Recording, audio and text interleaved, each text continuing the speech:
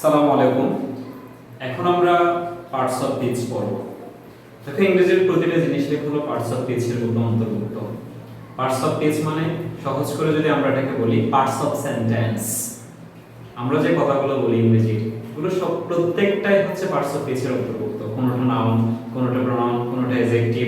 Parts of স্পিচের বাইরে ইংরেজিতে কোনো ওয়ার্ড থাকতে পারে না। তো আজকে আমরা পার্টস অফ স্পিচের প্রথম পর্ব নাউন সম্পর্কে জানবো। তো পার্টস অফ স্পিচ কয় প্রকার, এটা যদি আমরা সহজেই মনে রাখতে চাই, আমি এখানে একটা কথা লিখেছি, নোভা তোমার কথা ভাবছি। নোভা একটা মেয়ের নাম, আমি তোমার কথা ভাবছি। তো এন ও দিয়ে হলো নাউন, পি দিয়ে প্রোনাউন, এ দিয়ে হলো অ্যাডজেক্টিভ, ভি দিয়ে ভার্ব, এ দিয়ে হলো অ্যাডভার্ব, পি দিয়ে প্রিপজিশন, সি দিয়ে কনজাংশন এবং আই দিয়ে ইন্টারজেকশন। তাহলে ৮ প্রকারের পার্টস অফ স্পিচ আমরা নোভা তোমার কথা ভাবছি এই বাক্যটা দিয়ে মনে রাখতে পারি। তো আমরা যদি প্রথমে যাই, সেটা হচ্ছে নাউন। আমি যদি তোমাদের জিজ্ঞেস করি যে বলো তো নাউন কাকে বলে, সবাই এক বাক্যে একটা উত্তর দিবে, কোনো কিছুর নামকে নাউন বলে। দ্য নেম অফ এনিথিং, কোনো কিছুর নামই হচ্ছে নাউন। তো মজার বিষয় কি জানো, আমি যদি ২-৩ মাস এক নাগাড় নাউন পড়াই, এটা শেষ হবে কিনা সন্দেহ আছে। এটা এত বিশাল একটা টপিকস, ইংরেজির এত বিশাল একটা ভান্ডার হচ্ছে নাউন। তো আমরা আজকে নাউনের প্রাথমিক বিষয়গুলো জানবো, দেখবো যে কিভাবে নাউন চিনতে হয়, যতগুলো ওয়ার্ড থাকুক না কেন, কোন শব্দটা নাউন আমরা কিভাবে আইডেন্টিফাই করব সেটা আজকে দেখবো।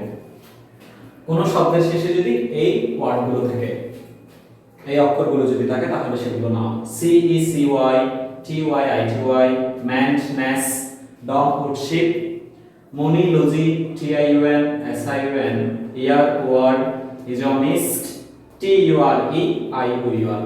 কোন শব্দের শেষে যদি এই অক্ষরগুলো থাকে, তাহলে আমরা ধরে নিব সেটা নাউন। যেমন এখানে আমরা একটা ওয়ার্ড লিখেছি ইম্পর্টেন্স। ইম্পর্টেন্সের শেষে সি আছে, আমাকে বলে এটা কার নাম? ইম্পর্টেন্স কি কারো নাম? তাহলে নামের বাইরেও যে আরো হাজার হাজার নাম আছে, সেটা আমরা আজকে আইডেন্টিফাই করতে পারবো। ইম্পর্টেন্স, ইন্টেলিজেন্স, ইন্ডিপেন্ডেন্স, এদের সবার শেষে সি আছে মানে এটা নাউন। ইমার্জেন্সি, পলিসি, তাহলে এদের শেষে সি ওয়াই আছে মানে এটা noun. Tendency, honesty, T Y I T Y থাকে, অনেস্টি, ইউনিটি, বলো তো এটা কার নাম? এটা কি মানুষের নাম থাকে? না, এটা হচ্ছে কি টি ওয়াই আছে মানে ধরে নিব সেটা নাউন। ইউনিটি, কোয়ালিটি, যেমন আইডেন্টিটি, টি ওয়াই অথবা আই টি ওয়াই থাকলে সেটা noun.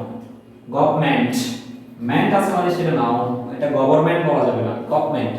Environment, arrangement, management, meant আছে মানে noun. Happiness, sadness, soreness, freedom, wisdom, kingdom, dog থাকলে noun. boyhood, childhood, neighborhood, friendship, relationship, scholarship, কেমন শিপ আছে মানে নাউন। এরপর মনি, ceremony, harmony, matrimony, মনিটা আছে মানে নাউন।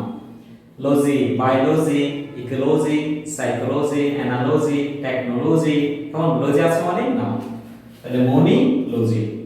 এরপর হলো টি আই ইউ এন থাকলে T I U N, education, communication, attention, pollution, T I U N আছে মানে সেটা noun. S I U N থাকলো নাউন। সেশন, প্যাশন, কেমন ফার্মার, ইয়ার থাকলো noun. Farmer, teacher, brother, sister, er থাকলে noun.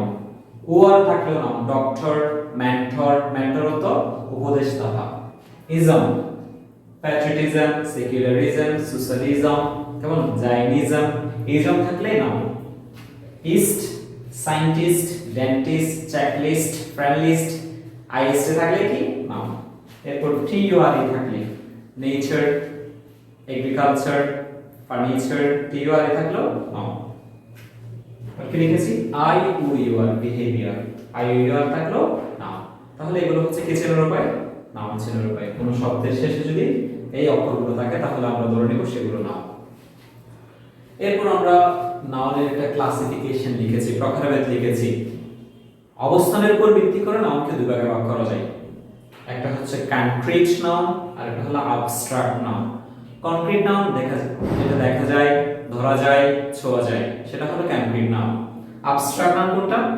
যে নামটা দেখাও যায় না, ধরাও যায় না, ছোঁয়া যায় না, শুধুমাত্র হৃদয় দিয়ে অনুভব করা যায়, সেটা হচ্ছে অ্যাবস্ট্রাক্ট নাউন। অবস্থানের উপর ভিত্তি করে যে কনক্রিট নাউনটা আছে এটাকে আবার চার ভাগে ভাগ করা যায়। একটা হলো কমন নাউন, আরেকটা প্রপার নাউন, আরেকটা কালেকটিভ নাউন, আরেকটা ম্যাটেরিয়াল নাউন। তাহলে সব মিলে আমরা নাউন প্রায় মূলত পাঁচ প্রকার। কি কি? Common, proper, collective, material and abstract. Common নাউনটা কি? কমন দিয়ে বুঝতে পারবো আসলে কমন নাউনটা কি। কমন মানে সাধারণ, বলো না কমন ডায়লগ, যে ডায়লগ দ্বারা যে ডায়লগটা সবাই জানে, এটা কমন ব্যাপার, যে ব্যাপারটা সবাই জানে। তাহলে যে নাউনটা দ্বারা সবাইকেই বোঝাবে নির্দিষ্ট না বুঝিয়ে, সেটাই হচ্ছে কমন নাউন। যেমন ম্যান, আমি যদি মানুষ বলি শুধু আমাকে আর তোমাকে বোঝাবে না, পৃথিবীর সব মানুষকে বোঝাবে, এজন্য নামটা কমন, ম্যানটা কমন নাউন। যদি বলি স্টুডেন্ট, সব স্টুডেন্টকে বোঝাবে, শুধু আমাকে আর তোমাকে না, সব স্টুডেন্টকে বোঝাবে, বিদায় এটা কমন নাউন। কেমন?